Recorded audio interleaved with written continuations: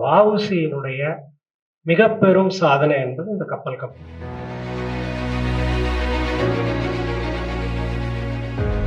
கப்பல் கம்பெனி முழுவதுமாக மூழ்கிவிடும் என்று தெரிந்த பிறகு ஏற்கனவே செய்த முதலீட்டோடு மேலும் 70,000 ரூபாய் முதலீடு செய்தார்.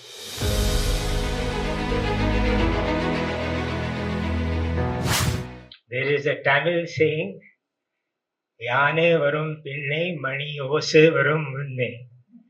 Before this book arrived, there was another extraordinary book in Tamil by the same author called Vavujiyum Gandhiyum.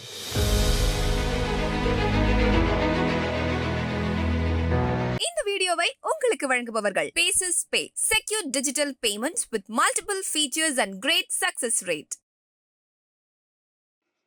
I've gone through the book. I must briefly mention a few things because I leave much to the main speaker. Like all of you, I am also very keen to listen to him. Therefore, I would like to be very brief in what I say. First, Professor Venkatacharapati is a prolific writer. This is his 6th book in English, and there are 15 books in Tamil. Out of these 15 books in Tamil, 4 are dedicated to VOC, so you can understand that he loves VOC. And this love is now 40 years old, or even a little more. And he delineates how, as a student in high school, he went looking for the information on this steamship company, Swadeshi Steamship Company. His quest had continued for almost 40 years, and it's unbelievable that a person should be so steadfastly pursuing this all over the place. In fact, whether it's libraries in Chennai, whether libraries in Calcutta, or in London, or in Paris, his one great obsession was finding out about VOC and the Swadeshi Steam Company. Thank you, sir. May I now request our chairperson, Mr. Gopalaswamy, to present officially the first copy of the book to our chief guest, Mr. Gopal Krishna Gandhi, IAS.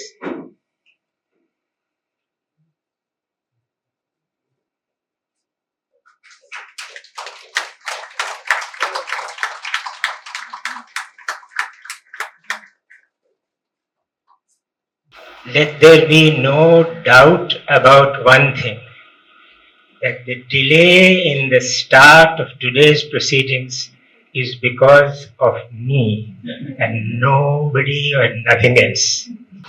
There is a Tamil saying, யானே வரும் பின்னே மணி ஓசை வரும் முன்னே. Before this book arrived, there was another extraordinary book in Tamil by the same author called Vavujiyum Gandhiyum. It was about an inordinate delay by Gandhi in remitting 347 rupees to Vavujji. Today, I have continued that tradition by coming 30 minutes and 47 seconds late. My intention, however, was not to equal that record. The less said about the circumstances of my delay, the better. This book is about an extraordinary person and his extraordinary times.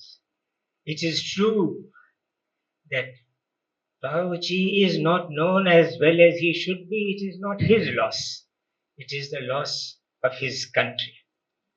It is true that he is not known at all in the north of India as well as he should be. It is North India's loss, but it has been North India's consistent tradition to revel in its losses, this being one of them. But the book was not written to make up for any deficit anywhere. The book was written for the sole reason that the author of the book, Subramanya Bharatiya Subramanya Shiva, figure in this book like there are film critics here. They would know the expression guest artist. They are almost like guest artists. They are tremendous artists. Guest artists are heroic figures. But their flitting presence in the narrative of the moment is only that of a guest. இந்த வெளியீட்டு நிகழ்வு இந்த அரங்கத்திலே தான் நிகழ வேண்டும் என்பதில் நாங்கள் உறுதியாக இருந்தோம். வேறு ஒரு பெரிய அரங்கத்தில் இதைவிட அதிகமாக வஉசிக்காக கூட்டத்தை எளிதில் கூட்ட முடியும். ரங்கையா முருகன்லாம் போன்றவர்கள், அறிவழகன் போன்றவர்களாம் இருக்கும்போது வஉசிக்காக ஒரு 500 பேரை திரட்டுவது என்பது ஒன்றும் சிரமமான காரியம் அல்ல. ஆனால் MIDSல் தான் நிகழ வேண்டும் என்பதில் நாங்கள் உறுதியாக இருந்தோம். ஆகவே இந்த அரங்கத்தில் இந்த நிகழ்ச்சி நடப்பது எனக்கு மிகுந்த மகிழ்ச்சியை தருகின்றது. அடுத்து இந்த நிகழ்ச்சியில் யார் நூலை வெளியிட வேண்டும் என்று நினைத்த போது கோபால் கிருஷ்ணகாந்தி அவர்கள் உடனே நினைவுக்கு வந்தார்கள். பொதுவாக அவரை எல்லோருமே காந்தியினுடைய பேரனாக மட்டுமே அறிவார்கள். ஆனால் இந்த நூல் வெளியீட்டிற்கு அவரை அழைத்ததற்கு காரணம் ராஜாஜியினுடைய பேரன் என்பதற்காகத்தான். ஆனா அதுல ஒரு சின்ன அச்சம் எனக்கு இருந்தது. அந்த அச்சத்தை இன்னும் இருவர் கூட்டிவிட்டனர். கண் முன்னாடி மண்டையம் குடும்பத்தை சேர்ந்தவர்கள் இருவர் வந்திருக்கிறார்கள். ஏன் இவர்களை கண்டு அஞ்சினேன் என்றால், கோபால் காந்தி அவர்களுடைய தாத்தா ராஜாஜி இந்த கப்பல் கம்பெனியில முதலீடு செய்திருந்தார். அவர் இங்க வந்த பிறகு என்னுடைய தாத்தா எடுத்த பங்கிற்கு டிவிடெண்ட் வேண்டும் என்று கேட்டால் என்ன பதில் சொல்வது என்று முதலில் ஒரு அச்சம் இருந்தது. வேறு இருவரும் வந்து விட்டார்கள். மண்டையம் குடும்பத்தினரும் அவர்களும் ஏராளமாக முதலீடு செய்திருந்தார்கள். அதன் பிறகு அதற்கு ஒரு சரியான ஒரு காரணத்தை, சாக்கு போக்கை நான் தெரிந்து கொண்டேன். என்னவென்றால், ராஜாஜி அவர்களே பொதுவாக வெளிப்படையாக ஒரு அறிவிப்பை செய்தார்கள். முதலில் அவர் எடுத்த பங்குகள் 2-3 பங்குகள் தான் வாங்கினார்கள் சுதேசி கப்பல் கம்பெனியில. அப்போது ஒருவேளை அதிலிருந்து டிவிடெண்ட் கிடைக்கும் என்று அவர் நினைத்திருக்கலாம். ஆனால் கப்பல் கம்பெனி மிக கடுமையாக பிரிட்டிஷ் அரசாங்கத்தால் ஒடுக்கப்பட்டு அந்த கப்பல் கம்பெனி நசிந்து போகக்கூடிய நிலையில்தான் அவர் 1000 ரூபாய் இந்த கப்பல் கம்பெனியில அவர் முதலீடு செய்தார். ஆகவே அவர் பங்கு விகிதத்தை, லாப விகிதத்தை எதிர்பார்த்து அவர் உங்கள் தாத்தா இந்த முதலீடு செய்யவில்லை. ஆகவே நீங்கள் எந்த வகையிலும் என்னிடம் இதற்கான ராயல்டி தொகையிலிருந்து எந்த பணத்தையும் நீங்கள் எதிர்பார்க்க வேண்டாம் என்று கூறியிருக்கிறேன். மண்டையம் குடும்பத்திலிருந்து வந்தவர்களுக்கும் இதே பதில் தான் நான் சொல்கிறேன். அவர்களும் கூட கப்பல் கம்பெனி இனிமேல் தேராது என்று தெரிந்த பிறகு முதலீடு செய்தவர்கள் இரு பெருமக்கள். ஒருவர் பாண்டித்துரை தேவர். பாண்டித்துரை தேவர் கப்பல் கம்பெனி முழுவதுமாக முழுகிவிடும் என்று தெரிந்த பிறகு ஏற்கனவே செய்த முதலீட்டோடு மேலும் 70,000 ரூபாய் முதலீடு செய்தார். அதே போல் மண்டையம் குடும்பத்தினருக்கும் நமது சிறப்பு விருந்தினர் அவர்களுக்கும் ஒரு தொடர்பு உண்டு. அது இன்னொரு இடத்தில் பேசலாம். மண்டையம் குடும்பத்தினரும் அதே போல் ஏறத்தாழ 1.5 லட்சம் ரூபாய் இந்த கப்பல் கம்பெனியிலே முதலீடு செய்தார்கள். அதிலே ஒரு ஆச்சரியம் என்னவென்றால், இந்த மூத்தவர் திருமலாச்சாரி அவருடைய இது ஒரு கூட்டு குடும்பம். அப்போது நம்ம ஹிந்து அன்டிவைடட் ஃபேமிலி என்றெல்லாம் பேசுகிறோம் அல்லவா, அதே போல் அந்த கூட்டு குடும்பத்திலே இந்த முடிவெடுக்கிறார்கள்.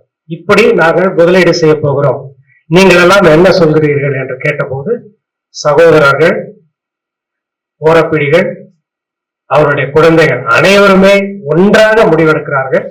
நாம் கப்பல் கம்பெனியில் பணத்தை முதலீடு செய்து எப்படியாவது இந்த கப்பல் கம்பெனியை மீட்டெடுக்க வேண்டும் என்று முயற்சி செய்தார்கள்.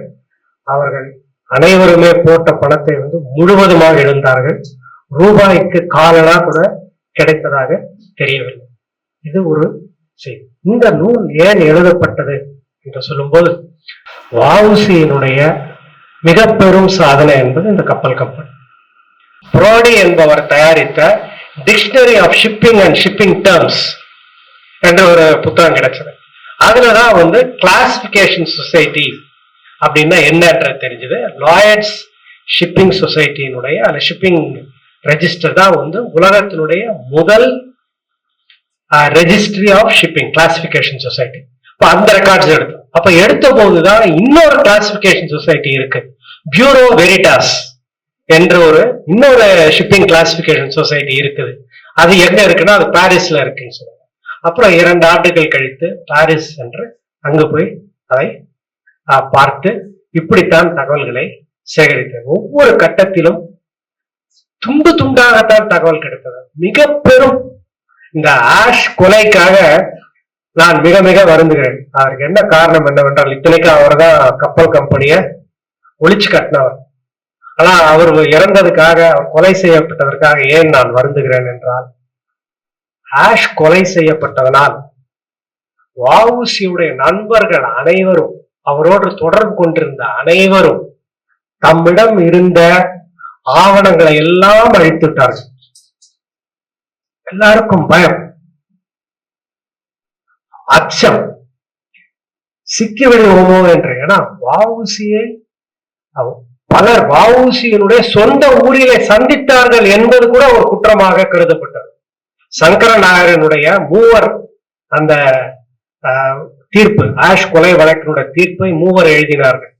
எய்லிங்கும், ஒயிட், எய்லிங், அப்புறம் சங்கர நாயர். மிக தெளிவாக சங்கர நாயர் சொல்கிறார், இது வஉசிக்கும் விஞ்சுக்கும் நடந்த விவாதம். இந்த கப்பல் கம்பெனிக்கும், சுதேசி கப்பல் கம்பெனிக்கும், பிரிட்டிஷ் இந்தியா ஸ்டீம் நேவிகேஷன் கம்பெனிக்கும் நடந்த அரசியல் பொருளாதார போட்டியினுடைய விளைவாகத்தான் ஆஷ் கொல்லப்பட்டார் என்பது மிக தெளிவாக சொல்றாங்க. கைது செய்யப்பட்ட 14 பேர்ல 2 பேர் பிடிபடுவதற்கு முன்பு தற்கொலை செய்து கொண்டார்கள். ஆகவே அந்த சமயத்துல எல்லாருமே தங்களிடம் இருந்த பத்திரிகைகள், ஆவணங்கள் எல்லாவற்றையுமே அழித்து விட்டாங்க. அது போதாது என்று சொல்லி இந்த கப்பல் கம்பெனியிலே பங்கு கொண்டவர்கள் தான் ஆஷினுடைய சவப்பெட்டியை அவருடைய தோளிலே சுமந்து சென்றார்கள். அது மட்டுமல்ல, ஆஷுக்கு நினைவு மண்டபம் கட்டுவதற்கு பணம் கொடுத்தார்கள். எப்படியாவது இந்த கப்பல் கம்பெனியோடு நமக்கு இருந்த தொடர்பை மறைக்க வேண்டும் என்ற ஒரு நிலை. இது போதாது என்று ஏற்கனவே இந்தியர்களுக்கும் தமிழர்களுக்கும் இருக்கக்கூடிய மெத்தனம் அனைவருக்குமே தெரியும். ஆவணங்களை பாதுகாக்கக்கூடிய பழக்கமே இல்லை. நான் இந்த மகிழ்ச்சியான தருணத்திலே நான் வருத்தமான வேற ஒரு செய்தியும் சொல்ல வேண்டும். நான் 40 ஆண்டுகளுக்கு முன்பும் 30 ஆண்டுகளுக்கு முன்பும் நான் பார்த்த பல ஆவணங்கள் இன்று இல்லை. அப்போ பல செய்திகள் தமிழ்ல ஒரு பழமொழி சொல்லுவாங்க, மீனுக்கு நுழையன் இட்டது பெயர், மீனுக்கு நுழையன் இட்டது பெயர் என்ற ஒரு பழமொழி உண்டு. சில மீன்களுக்கு அந்த மீன் பிடிக்கிறவங்க என்ன பெயர் சொல்றாலும் அதுதான் மீன். அதே போல் நான் சொல்வதை நம்பி இந்த நூலில் இருக்கக்கூடிய பல செய்திகளை நீங்கள் ஏற்றுக்கொள்ள வேண்டும். ஏன்னா நான் பார்த்த ஆவணங்கள், பல ஆவணங்கள் இன்றைக்கு இல்லை. நான் சேர்த்திருக்கக்கூடிய படங்கள், அன்னைக்கு மொபைல் போன்லாம் படம் எடுக்க முடியாது. பேங்க் ஆஃப் தமிழ்நாடுல இருந்த படங்களை, நான் சுவரில் இருந்த படங்களை அன்றைக்கு இருந்த பெரும் செலவு செய்து படம் எடுத்தோம். இன்னைக்கு அந்த படங்களே இல்லை. ஆனா இப்படி முயற்சி செய்து இந்த நூலை எழுதியிருந்தாலும் கூட நான் யாருக்கு நன்றி சொல்ல வேண்டும் என்றால், ஏராளமான நண்பர்கள், யாரோ எந்தெந்த ஊருக்கோ நான் சென்று இருக்கிறேன். அந்த ஊர்களில் எல்லாம் நண்பர்கள், அவருடைய குடும்பத்தினர் எனக்கு தங்குவதற்கு இடம் அளித்து, உண்பதற்கு உணவளித்து, அன்பும் ஆதரவும் காட்டி எனக்கு உதவி இருக்கிறார்கள். ஆனால் எனக்கு இந்த ஒரு மிக பெரும் மகிழ்ச்சி, இந்த ஒரு பெரும் தியாகி, சுயநலம் இல்லாத ஒரு தியாகி. அதான் சொன்ன போனா 2 கப்பல், 2.5 லட்சமும் 1.5 லட்சம் ரூபாயும், 4 லட்சம் ரூபாய்க்கு கப்பல் வாங்கிய ஒரு பெரிய தியாகி காந்தி அவர்கள் என்னை காலை 6 மணிக்கு சந்தியுங்கள் என்று சொல்கிறார். வஉசி சொல்றாரு, என்னால காலையில 6 மணிக்கு வர முடியாதுங்க. ஏன்னா முதல் டிராம் 6:30 மணிக்கு தான் கிளம்பும். என்னால வண்டிய அமர்த்தி கொண்டு 8 அணா கொடுத்து தனியாக வண்டி அமர்த்தி கொண்டு வர முடியாது. நான் டிராம் வண்டியில் வருவதற்கு 6:30 மணிக்கு தான் மேல்தான் வர முடியும் என்று சொல்லக்கூடிய ஒரு பெரும் தியாகி. அவருடைய வாழ்க்கை வரலாற்றை எழுதுவதன் மூலமாக நான் எவ்வளவோ கற்றுக்கொண்டேன், எத்தனையோ நண்பர்களை பெற்றிருக்கிறேன், எவ்வளவோ அன்பர்கள் எனக்கு வாய்த்திருக்கிறார்கள். அவர்கள் அனைவருக்கும் நன்றி தெரிவித்துக் கொள்கிறேன். இந்த வீடியோ உங்களுக்கு பிடிச்சிருந்தா லைக் பண்ணுங்க, ஷேர் பண்ணுங்க, கமெண்ட் பண்ணுங்க. மறக்காம OH தமிழ் சேனலுக்கு சப்ஸ்கிரைப் பண்ணுங்க.